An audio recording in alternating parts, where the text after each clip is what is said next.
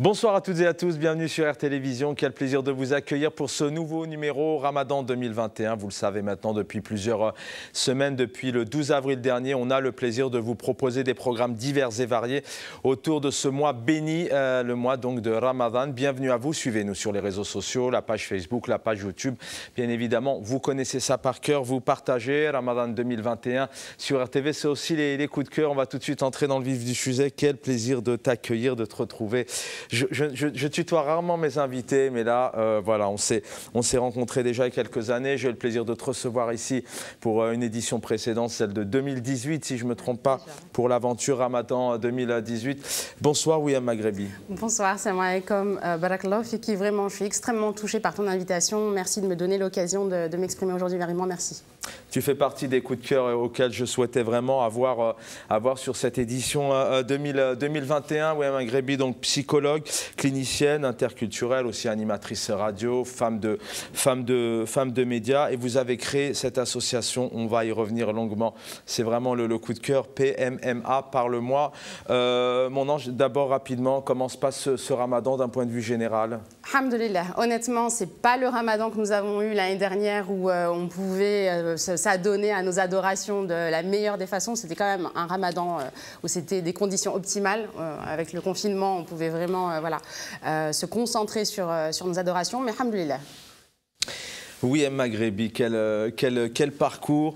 Le 21 mars dernier, donc c'était la journée internationale de la trisomie 21 et c'était l'inauguration de cette association. Parle-moi, mon ange. Alors, vous êtes maman de 3 enfants? 6 enfants. 6 enfants, j'en ai oublié 3. Oui. Donc les 2 derniers, la rebelle, ils sont tout jeunes encore et ils sont atteints de trisomie 21. Mais on va donner tout de suite le ton aux téléspectateurs. Vous n'êtes pas dans la peine. Absolument et vous n'êtes pas du tout dans la victimisation. Absolument pas. Clairement non. Je vais avoir l'occasion d'en parler, mais la naissance de mes jumeaux, porteurs de ce handicap, a été la plus belle chose qui m'ait été donnée. Ce sont des cadeaux du ciel, donc absolument pas. Et vous dites clairement, je suis l'heureuse maman de jumeaux porteurs de trisomie 21. Rapidement, on va y revenir dans le détail. Les objectifs de cette association, c'est sensibiliser, interpeller, casser les préjugés. Exactement, informer déjà le plus grand nombre pour désensibiliser en fait la population générale à ce handicap. Il faut qu'il fasse partie de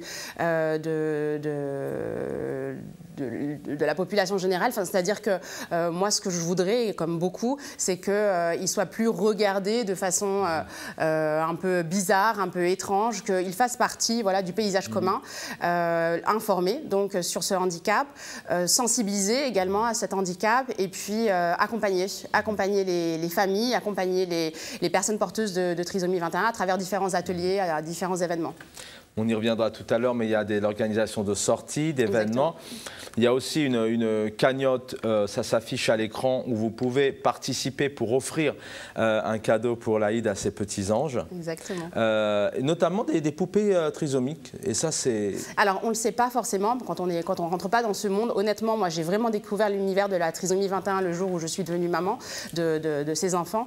L'accompagnement, la prise en charge de ces enfants coûte cher. Et les jouets qui permettent de stimuler leur cognition et leur psychomotricité coûtent également très cher. Donc l'intérêt de cette cagnotte, c'est aussi de donner accès au plus grand nombre à ces jouets, et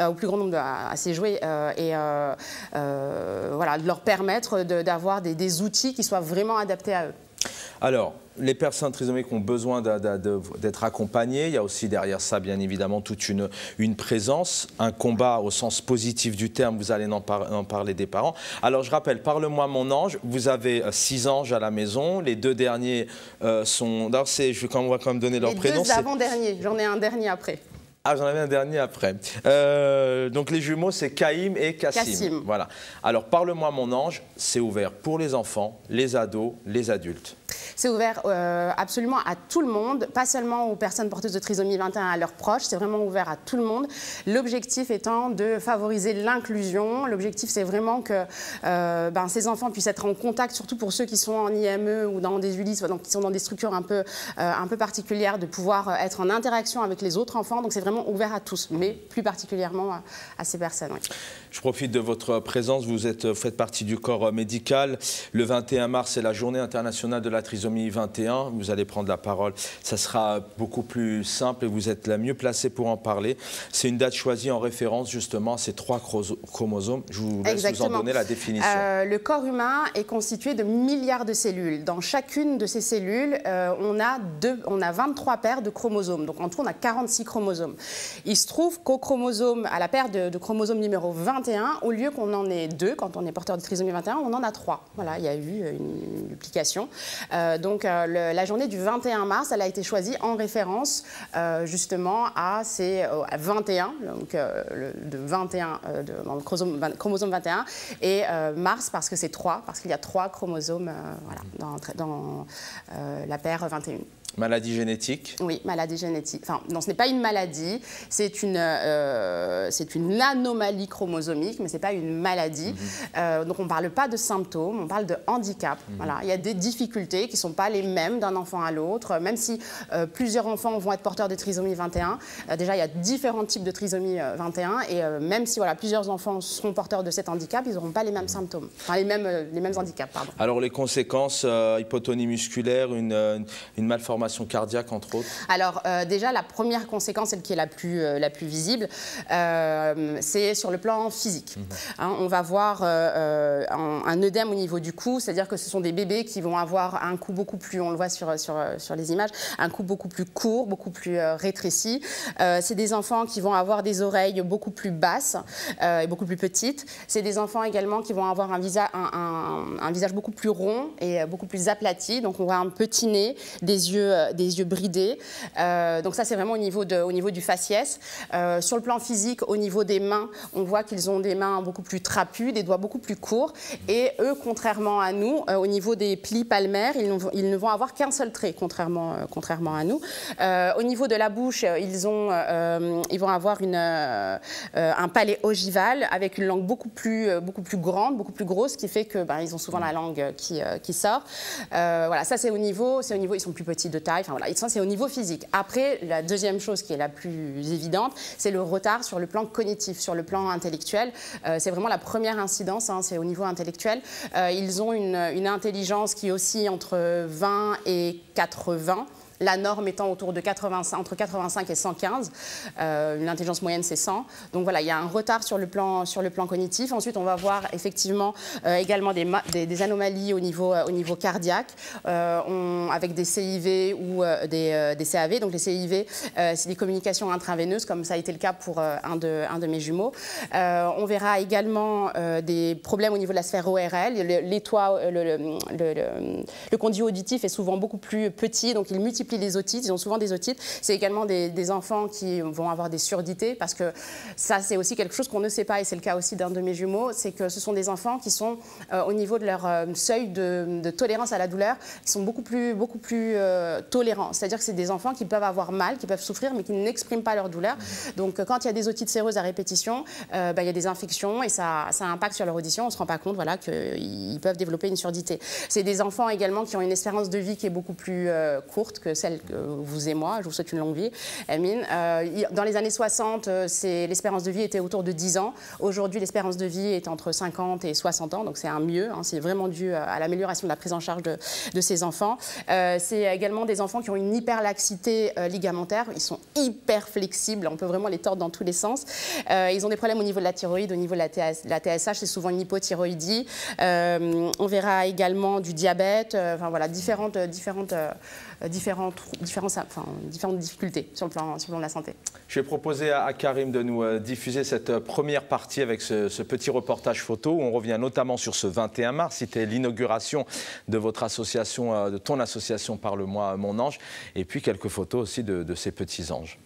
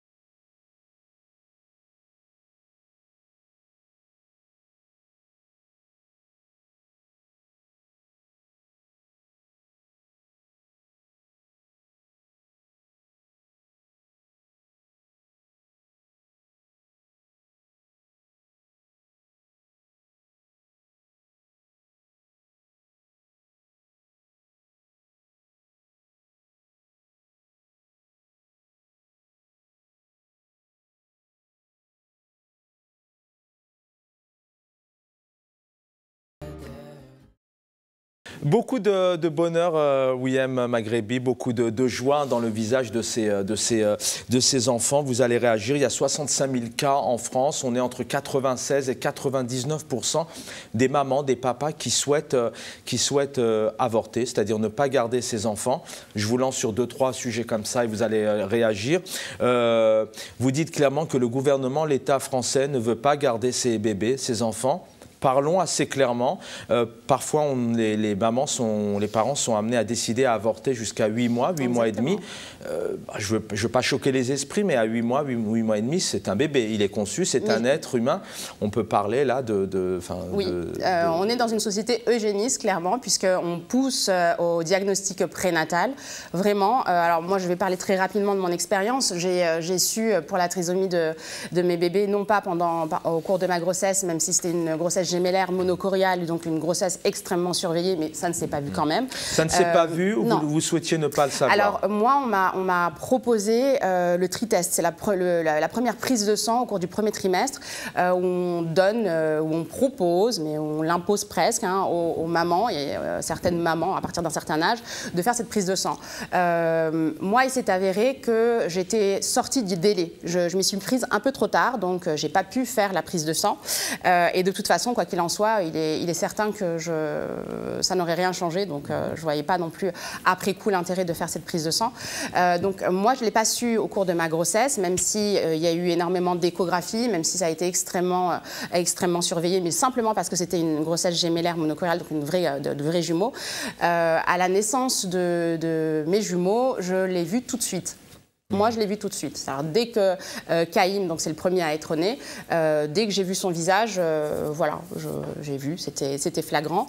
Un petit peu moins pour Cassim, le deuxième, mais quand ils ont pris mes bébés, ils sont alors toutes les mamans savent quand elles mettent au monde leur bébé, elles savent qu'on les prend, on les lave, on les examine. Moi, on les a pris. Le papa, il les a accompagnés les pédiatres qui étaient là parce qu'ils étaient nombreux, et on les a ramenés peut-être 2 heures après. Et pendant ces 2 heures, honnêtement, où moi j'attendais, je savais.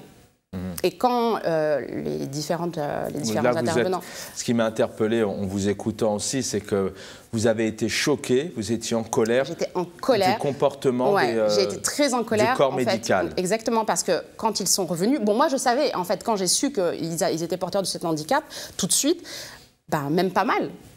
Et c'est pas grave, c'est mes bébés. Moi, je l'ai su tout de suite. Ah, vous l'avez vu. Moi, je l'ai vu tout de suite, c'était sûr et certain. Et pour moi, enfin voilà, même pas mal, c'est-à-dire c'est mes enfants, je les aime et je m'en fiche. Sauf que quand tout le monde est arrivé avec mes jumeaux, c'était on est désolé, vraiment, voilà, c'est pas sûr. Bon, vous savez, on va prendre le temps de faire un karyotype, donc c'est une analyse génétique des chromosomes. Vous avez la possibilité, si vous le souhaitez, s'il s'avère qu'ils ont cet handicap, parce que des jumeaux, tous deux porteurs de trisomie 21, c'est extrêmement rare, c'est une naissance sur 1 million. 1 million, ouais. Donc, ils étaient tous choqués. Je pense qu'ils ont clairement eu peur que je les attaque. Et ils m'ont proposé même l'adoption. On m'a dit, vous avez la possibilité de faire adopter vos enfants. Mais comment vous expliquez cette peur, ce rejet, c'est qu'on est dans la norme. Enfin, je pense que c'est l'ignorance. Premièrement, déjà, c'est l'ignorance. On ne connaît pas du tout, on ne connaît pas suffisamment. Je vous dis, moi, avant d'avoir mes jumeaux, je n'y connaissais rien. Même si je suis psychologue et j'ai fait des études et que j'ai été sensibilisée à la question du handicap, je n'ai pas été formée. Je suis toute jeune, je suis vraiment en train de me former, moi, toute seule, au fur et à mesure. Je pense que c'est le fait que, voilà, on ne sache pas et que beaucoup ont des préjugés et des a priori par rapport à la trisomie. On se dit que ce sont des enfants qui ne pourront pas travailler, qui ne pourront pas avoir une vie sociale, qu'ils ne pourront pas s'insérer. On pense, et c'est aussi ce que disent les médecins quand ils vous poussent à faire notamment l'amniosynthèse. Quand on a une très grosse suspicion de trisomie pour votre bébé, on vous pousse vraiment à faire l'amniosynthèse, c'est-à-dire qu'on va prendre du liquide amniotique dans le ventre de la maman pour vérifier si à 100% l'enfant est porteur. Et on vous dit, une fois que l'amniosynthèse est faite, elle peut être faite jusqu'à 8 mois et demi, on vous dit c'est très lourd, c'est des maladies, c'est un handicap compliqué, vous n'allez pas avoir de vie. Voilà, en gros, on nous dit que notre vie s'arrête. Ce qui est complètement faux. Et d'ailleurs, on sait que quand il y a une détection de la trisomie 21, dans 96% des cas, on avorte le fœtus. 96% quand même.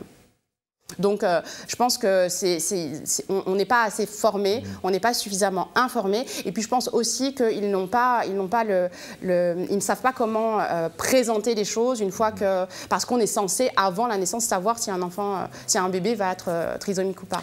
On vit tout de même sans aller en direction de cette société où on est quand même dans le paraître.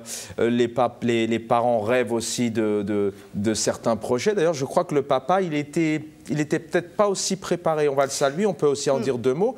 Et c'est tout à son honneur et au vôtre. Il avait des craintes peut-être, des réticences. Il avait une peur de comment je vais surmonter tout ça. En fait, ce qui est le plus difficile... Ça peut se comprendre, ça, pour certains parents. Ça se comprend parce que le papa, pour lui, comme c'est un second mariage, pour moi c'est un second mariage, lui c'était ses premiers enfants.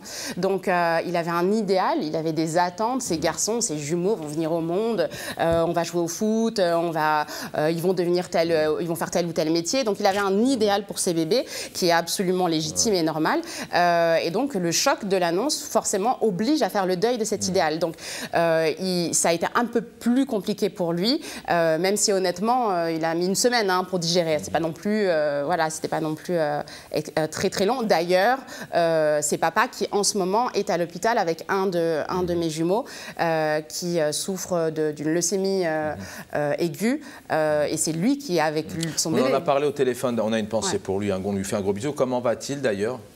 Ça va, il a eu sa première cure de chimiothérapie. C'est justement un des effets de la trisomie, c'est que ce sont des bébés ce sont des enfants qui sont beaucoup prédisposés à faire des leucémies myéloblastiques aiguës. Donc c'est des cellules cancéreuses qui viennent qui sont présentes au niveau de la moelle osseuse.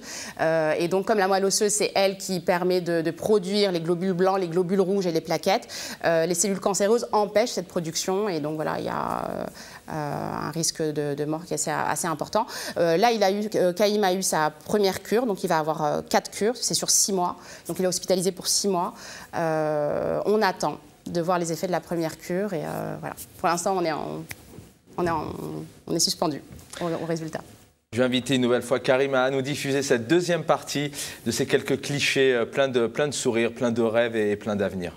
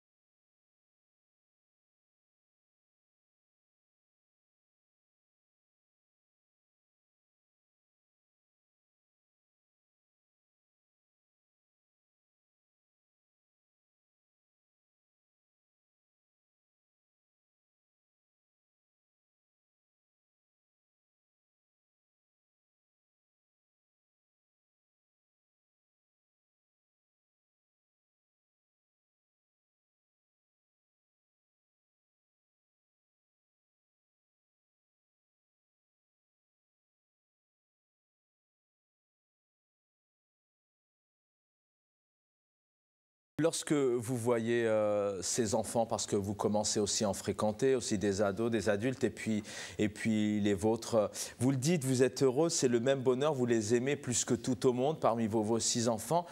Ils vous offrent le même bonheur chaque matin. Ce ne sont pas, je vais direct un peu, parce qu'on est là aussi pour décloisonner ces préjugés, ce ne sont pas des étrangers. Alors, c'est un bonheur, comme je le dis à chaque fois, qui est juste indescriptible. Parce qu'au-delà du retard, là pour l'instant, moi mes enfants n'ont qu'1 an et demi, donc c'est plutôt, le retard se voit essentiellement au niveau psychomoteur. Au-delà de leur retard sur le plan psychomoteur et plus tard leur retard sur le plan cognitif, ce sont des enfants qui ont une super personnalité. Mais pour tous les enfants porteurs de trisomie. Vous le dites, alors à l'écran va s'afficher la photo de Yasmine Beraoui qui a obtenu son master. Vous l'avez aussi, vous lui rendez hommage sur vos réseaux sociaux. Elle a eu son master. En 2014, elle obtient son bac S. Elle est atteinte aussi de trisomie 21. Vous le dites, hein, ce sont des enfants qui ont leur caractère, qui ont leurs rêves, hein, qui pensent, qui travaillent aussi. Il y a d'ailleurs, votre époux, le papa, a des rêves de footballeur, mais ça ne veut pas dire que les jeunes atteints de trisomie 21 ne peuvent pas jouer au foot. Il y a des cas comme ça, des sportifs. Oui. Alors, dans le cas de cette jeune fille, il faut quand même préciser qu'il existe 3 types de trisomie 21. Il y a la trisomie 21 libre et homogène, c'est-à-dire que les cellules contenant la paire de chromosomes 21 en surnuméraire, toutes les cellules du corps contiennent cette paire de chromosomes en surnuméraire. Ça, c'est 95% des personnes porteuses de trisomie 21. Là, le retard sur le plan cognitif, il est vraiment important. La moyenne, elle est autour le quotient intellectuel est autour de 60. Cette jeune fille, elle a un quotient intellectuel qui est un peu plus élevé. Elle est forcément autour de 85, c'est-à-dire d'une norme. On retrouve un quotient intellectuel plus élevé chez les autres trisomiques, c'est-à-dire les 2% et les 3% autres de trisomie. C'est la trisomie mosaïque et la trisomie par translocation. Donc, par translocation, c'est que la personne, elle n'a qu'un petit bout de chromosome en plus. Et mosaïque, c'est pas toutes les cellules du corps qui sont touchées. Donc, ces personnes-là, même si elles peuvent avoir l'apparence le faciès des personnes porteuses de trisomie 21, sur le plan intellectuel, elles sont moins en retard. Donc, de ces personnes-là, on peut espérer quand même d'avoir des diplômes. Est-ce que, alors vous venez d'évoquer des trisomies à différents niveaux, mais l'accompagnement, l'amour qu'on donne, l'environnement, l'éducation, la présence, c'est comme chaque enfant à un moment donné. Exactement. On n'a pas la même intelligence, on est tous différents, on a tous notre quotient intellectuel mais aussi émotionnel. On peut prendre 2 jumeaux monozygotes, on les sépare à la naissance, donc hors trisomie 1, on les sépare à la naissance et on les fait vivre tous les deux dans 2 environnements pas stimulants de la même façon sur le plan intellectuel. Il y en a un, s'il il grandit dans un environnement aisé et stimulant sur le plan cognitif, aura un quotient intellectuel assez élevé, ira très loin dans ses études, et l'autre, s'il n'a pas été stimulé, s'il est dans un environnement pauvre, son quotient intellectuel en pâtira. Donc bien entendu que les enfants porteurs de trisomie 21 ont chacun leur intelligence, et on sait que plus on les stimule, plus on les accompagne, plus on met en place une prise en charge précoce, mieux est leur développement et leur devenir. Je voudrais qu'on vienne sur le débat sur ce diagnostic préimplantaire. Si je ne me trompe pas, vous êtes l'une des premières signataires contre ce projet de loi bioéthique parce qu'il y a de plus en plus de discrimination. Oui, et qui a largement été relayé et dénoncé par la Fondation Le Jeune, que je salue. C'est une fondation pour laquelle, comme tous les parents d'enfants porteurs de trisomie 21 en France, j'ai beaucoup d'affection parce que c'est elle qui a permis, lors d'une consultation à la Fondation Le Jeune qu'on a pu diagnostiquer les problèmes cardiaques de Kassim. On est dans une société eugéniste, clairement, où on ne veut pas garder des personnes qui ne seraient pas productives, qui ne seraient pas utiles. On veut normaliser, c'est une réalité, on veut normaliser l'être humain avec ce qu'il est censé faire et ce qu'il peut faire, et ces enfants-là dérangent. Mais c'est assez ahurissant d'entendre ça, avec tout le respect et l'attention qu'on a aux parents, mais il n'y en a pas non plus des millions en France, il y en a quoi, 65, 70 000, ouais. Et puis à la fois ce sont des êtres humains comme toute il y en a qui travaillent, qui font du sport, qui sont dans des sociétés. Oui, oui, il n'y a que 2300 à peu près naissances par an, mais il coûte cher. Il coûte cher à l'État, je suis désolée, et il n'apporte pas grand-chose aux yeux des autres, hein, pas à nos yeux à nous. Tout enfant qui naît porteur de cet handicap est automatiquement pris en charge à 100% par la sécurité sociale. C'est des enfants pour qui l'accompagnement a un coût, qu'on le veuille ou non. C'est des enfants qui ont le droit à une allocation. Alors qui n'est pas énorme, hein, qui est de 130 € par mois. Ah oui, quand on sait que juste une consultation chez la psychomotricienne, c'est autour de 60-70 € et qu'il en faut toutes les semaines, bon voilà, vous avez vite fait le compte. Donc, il coûte cher. Je voudrais qu'on vienne, avant de se quitter, sur les objectifs maintenant précis de cette association. Parle-moi mon ange, comment on peut vous aider? C'est tout récent, 21 mars, on est mi-mai. Voilà, comment on peut vous aider dans les grandes lignes, ces objectifs? Alors, je vais être complètement transparente et sincère avec vous déjà dans un premier temps. Lorsque je suis devenue maman d'enfants porteurs de cet handicap, j'ai tapé à toutes les portes, comme tous les parents qui sont un peu voilà, désespérés à l'annonce, que ce soit in utero ou à la naissance de cet handicap.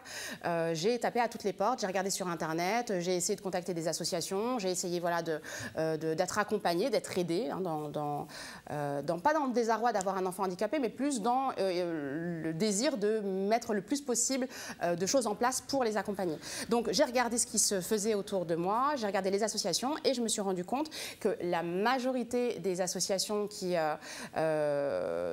existent sont des associations créées par des personnes de confession qui sont chrétiennes.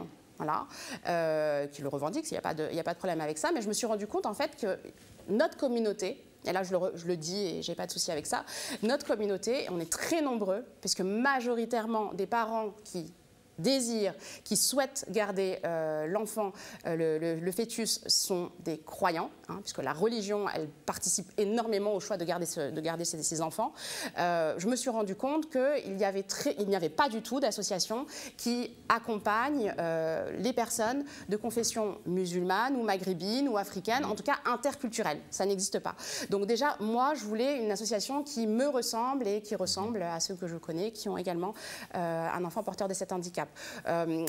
L'objectif, comme je l'ai dit, c'est vraiment de sensibiliser, c'est d'informer le plus possible et c'est de proposer des activités.